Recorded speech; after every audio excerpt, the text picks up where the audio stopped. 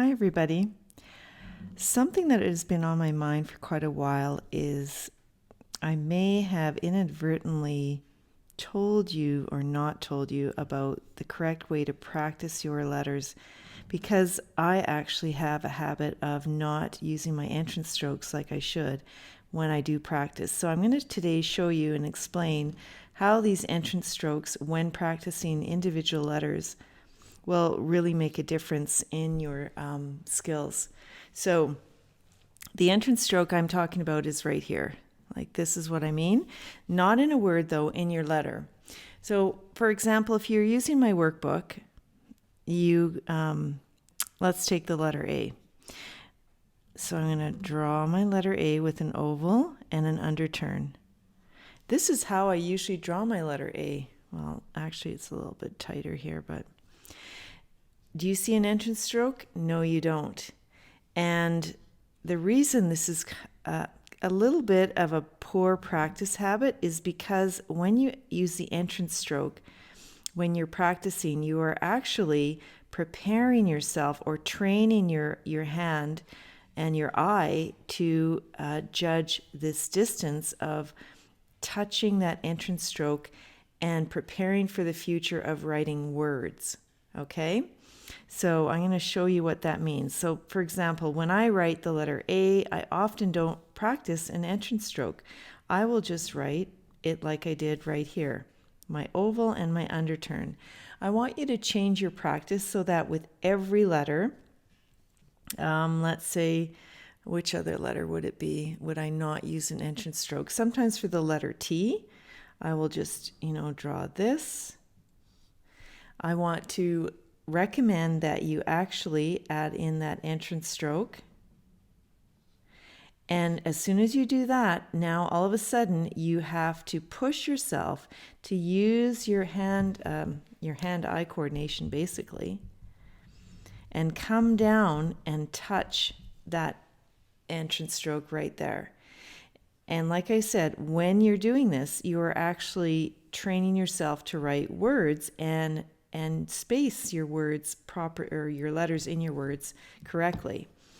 So let's take a look at that. Just move up my paper a bit. Okay. Let's take a look at the word ocean. Okay, so let's say I'm practicing my O is like this, and I'm practicing my C like this, E, A, and did you see any entrance strokes there? No.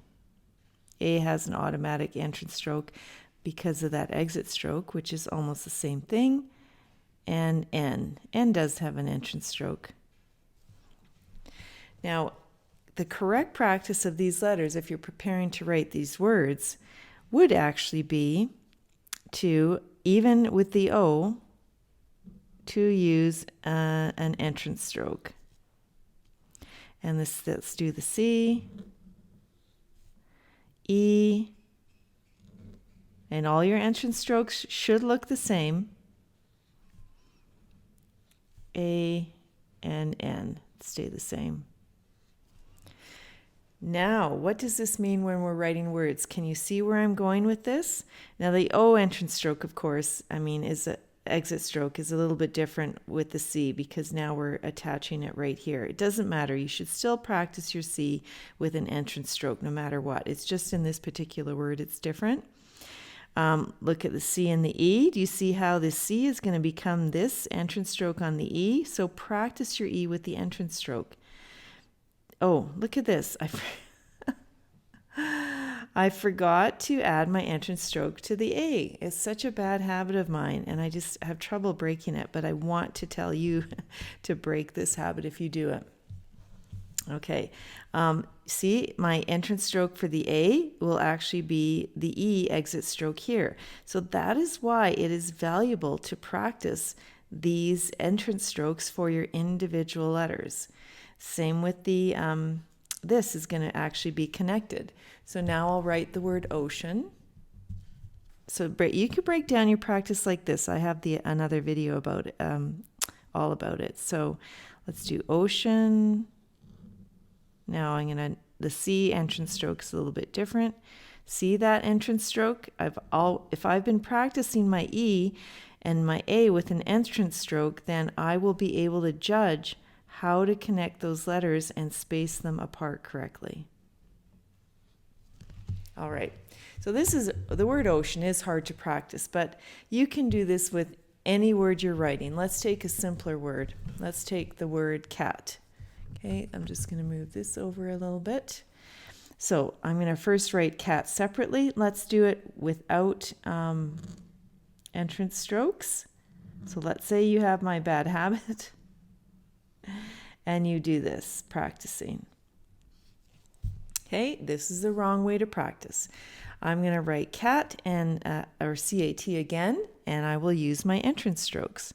So C entrance stroke, A entrance stroke. And look for the ovals. This is especially important because it's so hard to judge. If I'm starting my oval here, how am I going to touch that entrance stroke? And the only way you'll get better at it is by practicing with the entrance stroke, especially for your ovals. It's not necessarily all the letters that are this way, but almost all of them. Okay, this is the correct way to practice. And now I'll write cat. Because I am practicing with those entrance strokes, I'm going to say it again. I am going to have better judgment on connecting these exit strokes and entrance strokes together when writing the words. Okay, so don't do what I do if you have some bad habits and some shortcuts. Practice the letters and the connections the correct way with the entrance strokes, and you'll find writing words a lot easier.